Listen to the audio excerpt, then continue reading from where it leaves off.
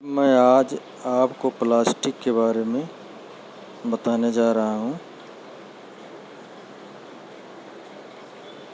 Plastic एक उच्च अणुभार वाला कार्बनिक पदार्थ है जो अधिकतर कृत्रिम रेजिनों से बनाया जाता है। रेजिनों में आवश्यकतानुसार अन्य यौगिक जैसे रंग वर्णक, पूरक, घोलक और अन्य सुघटकारी इत्यादि मिला दिए जाते हैं। कच्चे प्लास्टिक पाउडर को मशीन के सांचे में भरकर उच्च दबाव तथा ताप पर किसी भी आकृति में ढाल लिया जाता है और इसको बड़ी आसानी से किसी भी शक्ल में ढाला जा सकता है, इसीलिए इसको प्लास्टिक कहते हैं। अब प्लास्टिक का वर्गीकरण यानी टाइप्स ऑफ प्लास्टिक।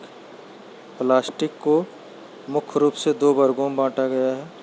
पहला है ताप दृढ़ प्लास्टिक, इसको अंग्रेजी में थर्मोसेट प्लास्टिक कहते हैं, और दूसरा है ताप नम्य या थर्मोप्लास्ट।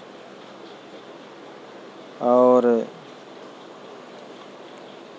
इसमें जो मुख्य अंतर हैं इन दोनों प्रकार के प्लास्टिक में, जो ताप दृढ़ प्लास्टिक होता है, ताप दृढ़ का मतलब थर्मोसेट, इसका जो है इंजीनियरिंग सेक्टर में ज़्यादा प्रयोग होता है।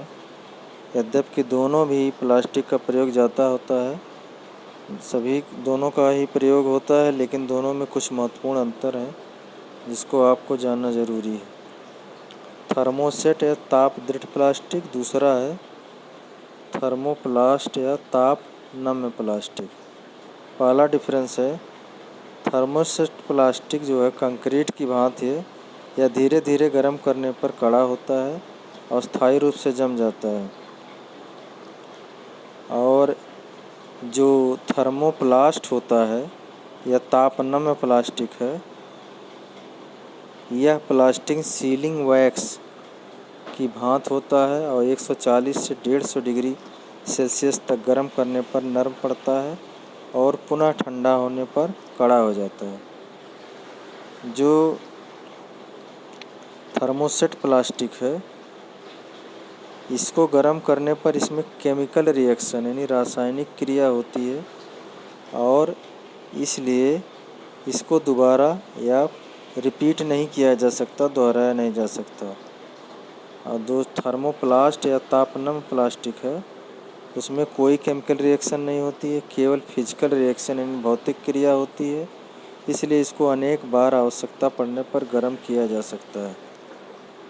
तीसरा अंतर है थर्मोसेट या ताप दृढ़ प्लास्टिक अति भंगुर होता है। अति भंगुर होता है, इसमें पूरक पदार्थ मिलाने पड़ते हैं। इसे गर्म करके तथा दाब डालकर उचित आकार प्रदान किया जाता है। दूसरी तरफ थर्मोप्लास्ट या तापनम प्लास्टिक किसी भी आकार में ढाला जा सकता है और यह ठंडा होने पर कड़ा हो जाता है। नेक्स्ट, चौथा अंतर, ये जो आपका थर्मोसेट प्लास्टिक है, इसको एक ही बार गर्म करके वांछित रूप में प्रस्तुत किया जा सकता है और इस प्लास्टिक को बार बार नहीं गर्म किया जा सकता। और जो थर्मोप्लास्ट प्लास्टिक है, इसको आप बार बार गर्म करके तथा ठंडा करके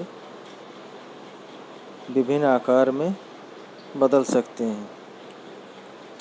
थर्मोसेट प्लास्टिक, इसको स्क्रैप वैल्यू, इसका जो है कबाड़ मूल्य इसका नहीं होता है, क्योंकि इसके कबाड़ को रिसाइकिल नहीं किया जा सकता।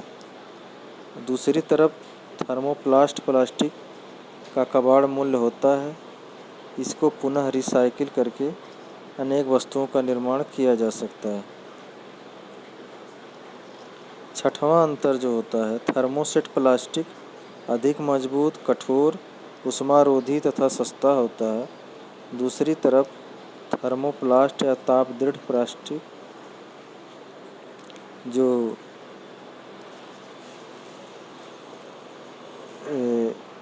थर्मोप्लास्ट प्लास्टिक होता है, इसमें जो है गुण जो है अपेक्षाकृत अच्छे नहीं होते हैं। अब थर्मोसेट प्लास्टिक के उदाहरण है, जैसे phenol formaldehyde number 1, phenol formaldehyde number 2, urea formaldehyde number 3, चौथा है ड्यूराइट और पांचवा है पॉलिस्टर। उसी प्रकार थर्मोप्लास्ट का कुछ ग्रुप है, जैसे सेलुलोज नाइट्रेट, दूसरा सेलुलोज एसीटेट, तीसरा एक्रिलिक प्लास्टिक, चौथा पॉलीविनाइल क्लोराइड, इसको पीवीसी बोलते हैं, और इसी में पॉलीथीन या पॉलीएथिलीन भी आता है। अब इसका यूज क्या है? जो थर्मोसेट प्लास्टिक है इसका यूज पेन, कंघी, सेट स्क्वायर, प्रोटेक्टर, चूँकि इसका रिसाइकिल नहीं होता है तो ये कुछ वस्तुएं हैं। दूसरी तरफ थर्मोप्लास्ट प्लास्टिक का प्रयोग रेडियो, ट्रांजिस्टर, टीवी, रेफ्रिजरेटर, खिलौने, पाइप, साइकिल, स्कूटर,